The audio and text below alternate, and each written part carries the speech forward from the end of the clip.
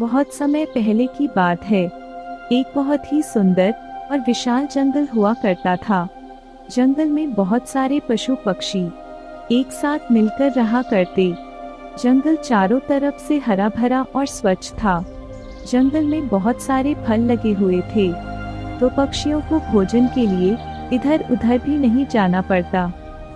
इसी वजह से कोई भी पक्षी उस जंगल को छोड़कर नहीं जाना चाहते। एक दिन एक कालू कौवा इस जंगल से होकर गुजर रहा था। कालू कौवे ने जब इतना सुंदर और शांत जंगल को देखा तो मन ही मन सोचने लगा, अरे देखो तो कितना सुंदर जंगल है, कितने सारे फल लगे हुए हैं और यहाँ के पक्षी बेचारे कितने भोले भाले हैं। अगर मैं इस जंगल में अपना घर बना लूं, तो मैं तो यहाँ राज करूँगा। यहाँ के भोले भाले पक्षियों को परेशान करने में बड़ा मजा आएगा। सारे पक्षियों से अपना काम करवाऊंगा। कालू कौवा मन ही मन यह सारी बातें सोच ही रहा था। तभी उसे परी चिड़िया दिखाई दी। कालू कौवा परी चिड़िया के पास गया और परी चिड़िया से चिकनी चुपड़ी बातें करने लगा। परी बहन, अरे परी बहन, जरा सुनो तो। क्या हुआ कालू भाई, क्यों इतने परेशान हो? क्या बताऊं परी बहन, बहुत दिनों से दूसरे जंगल में रहता था, परंतु कुछ दिन पहले ही उस जंगल में अचानक से आग लग गई और उसी में मेरा घर जलकर राख हो गया। अब मेरे पास कोई घर नहीं है। अगर तुम कहो तो इसी पेड़ पर मैं अपना नया घर बना लूं। बेचारी भोली भाली परी चिड़िया दुष्ट कालू कौवे की बातों में आ जाती है। हाँ हाँ कालू भाई, क्यों नहीं, तुम इसे भी अपना ही जंगल समझो। तुम जिस पेड़ पर भी चाहो अपना नया घर बना लो। कालू कौवा उसी पेड़ पर अपना नया घोंसला बना लेता है।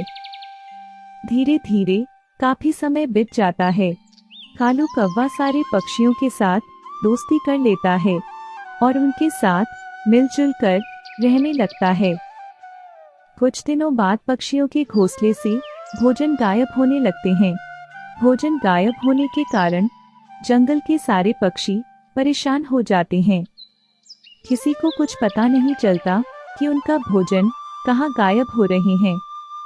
इस वजह से परेशान होकर सारे पक्षी परी चिड़िया के पास जाते हैं। परी बहन, लगता है हमारे जंगल में कोई भूत घुस आया है।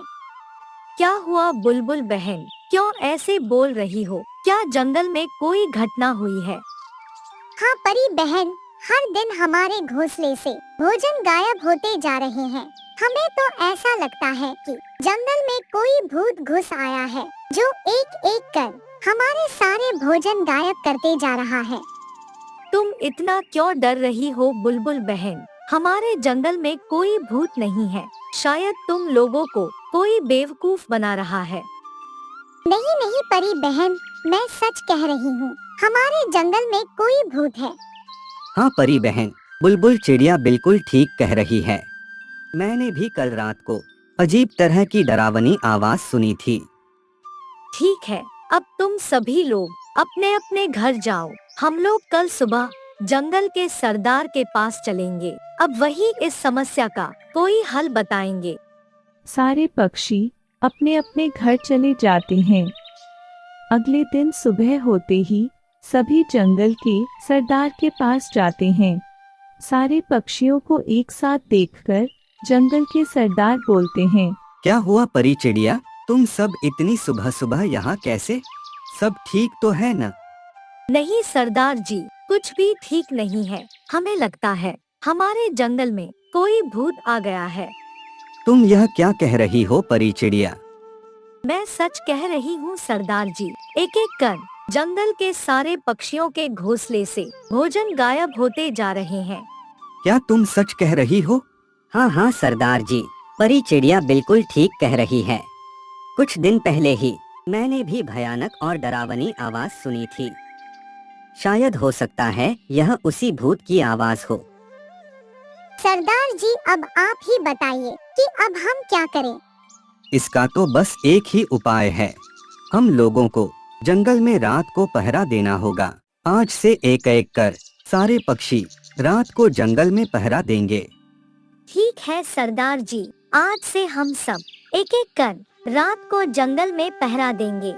सारे पक्षी अपने अपने घर चले जाते हैं और उस दिन से एक एक कर रात को पहरा देने लगते हैं। काफी दिनों तक ऐसे ही चलता रहता है। अब जंगल में चोरी होना बंद हो जाती है। सारे पक्षियों को लगता है कि भूत जंगल से चला गया है, इसीलिए तो अब कोई चोरी भी नहीं हो रही। परी बहन, हमें लगता है कि भूत जंगल से चला गया, इसीलिए तो अब जंगल में कोई चोरी भी नहीं हो रही। हमें अब रात को पहरा देना बंद कर देना चाहिए। हाँ हाँ परी बहन, बुलबुल चिड़िया ठीक कह रही है।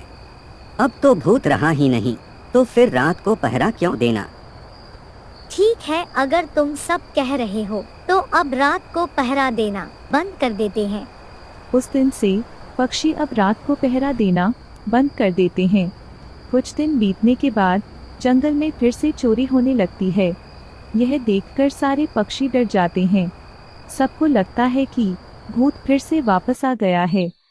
अगले दिन सुबह होते ही सारे पक्षी जंगल के सरदार के पास जाते हैं। हमारी रक्षा कीजिए सरदार जी, हमारी रक्षा कीजिए। क्या हुआ परी चिड़िया?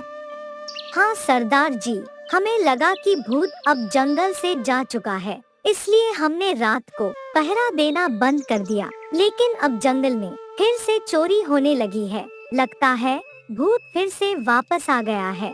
ठीक है, मैं जो बोल रहा हूँ उसे ध्यान से सुनो। परी चिड़िया, क्या हुआ? कालू कौवा आज दिखाई नहीं दे रहा, जंगल छोड़कर चला गया क्या? नहीं सरदार जी, कालू कौवा अभी सो रहा था, इसीलिए आज हमारे साथ नहीं आया। मैं कई दिनों से देख रही हूँ, कालू कौवा दिन भर सोते रहता है और रात होते ही पता नहीं कहाँ गायब हो जाता है। ठीक है, अब तुम सब ध्यान से सुनो। आज रात को हम सब छुपकर पहरा देंगे।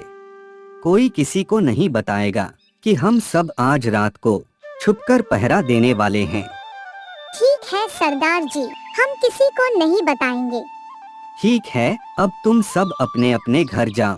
सारे पक्षी अपने अपने घर चले जाते हैं और रात होते ही सभी छुप छुप कर पहरा देने लगते हैं। लगता है सारे पक्षी सो गए, आज तो जी भर के भोजन करूँगा। कालू कौवे को इस बात का थोड़ा सा भी अंदाजा नहीं होता कि आज सारे पक्षी छुपकर पहरा दे रहे हैं। कालू कौवा अपने घोंसले से निकलता है और एक पक्षी के घोंसले में जाकर भोजन चुराने लगता है। तभी सारे पक्षी मिलकर कालू कौवे को पकड़ लेते हैं। कालू कौवा, तुम तो इतने दिनों से तुम जंगल में चोरी कर रहे थे और भूत के नाम से सबको डरा रहे थे। मुझे माफ कर दीजिए सरदार जी, मुझसे बहुत बड़ी गलती हो गई। आज के बाद मैं कभी चोरी नहीं करूँगा और किसी पक्षी को परेशान भी नहीं करूँगा। नहीं कालू कौवा, तुम्हें हम माफ नहीं कर सकते।